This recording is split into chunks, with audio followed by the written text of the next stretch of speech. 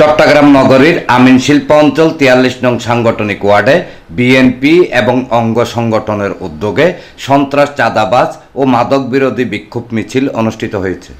শুক্রবার বিকেলে পাঁচলাইশ থানা স্বেচ্ছাসেবক দলের সিনিয়র যুগ্ম আহ্বায়ক মোহাম্মদ সবুজের নির্দেশনায় এবং সংগঠক মোহাম্মদ কামালের নেতৃত্বে বিপুল সংখ্যক মানুষের সমাগমের মাধ্যমে অনুষ্ঠিত সন্ত্রাস, চাঁদাবাজ ও মাদক বিরোধী স্লোগানে মুখরিত মিছিলটি ওয়ার্ডের আমিন জুট মিল, শাহী জামে মসজিদ প্রাঙ্গণ থেকে শুরু করে আতরা ডিপো, হামজারবাগ সহ আশপাশের বিভিন্ন গুরুত্বপূর্ণ সড়ক প্রদক্ষিণ শেষে পুনরায় আমিন কলোনি এলাকায় এসে শেষ হয়।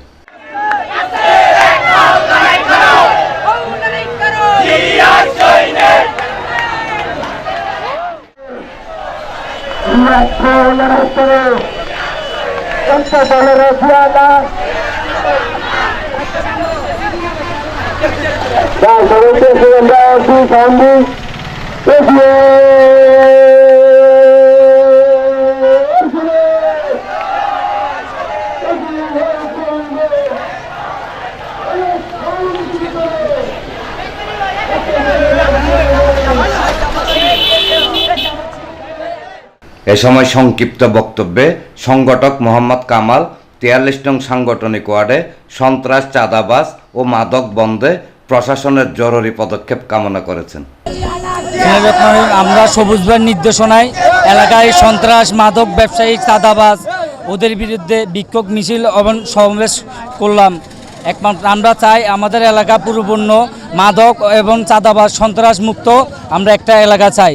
এটাই আমাদের চট্টগ্রাম বাইজি থানার পুলিশ ইনচার্জের কাছে এটাই চাওয়া থাকবে। পুলিশের কাছে আমাদের দাবি, মাদক এমনকি চাঁদাবাজ, সন্ত্রাস ওদের বিরুদ্ধে যে কোনো মুহূর্তে অ্যাকশন নিতে হবে, যে কোনো জায়গায় ওদের বিরুদ্ধে অ্যাকশন নিতে হবে। মিছিলে বিপুল সংখ্যক নেতাকর্মী ও বিভিন্ন শ্রেণী পেশার লোকজন উপস্থিত ছিলেন।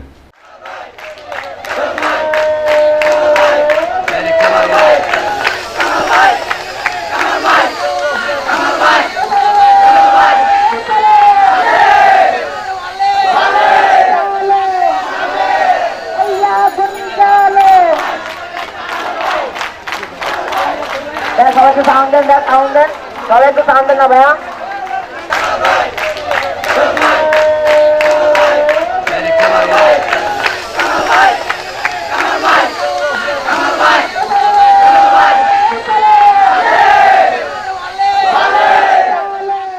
আমরা এখন আমাদের আইন প্রশাসনের কাছে আমাদের দাবি একটাই, সন্ত্রাস এবং মাদক যাতে আমাদের এদের থেকে নিরাপত্তা, আমাদের যুব সমাজ যাতে নিরাপত্তা থাকতে পারে, ওই প্রত্যাশা নিয়ে আপনাদের কাছে এতটুকু আমার মন্তব্য।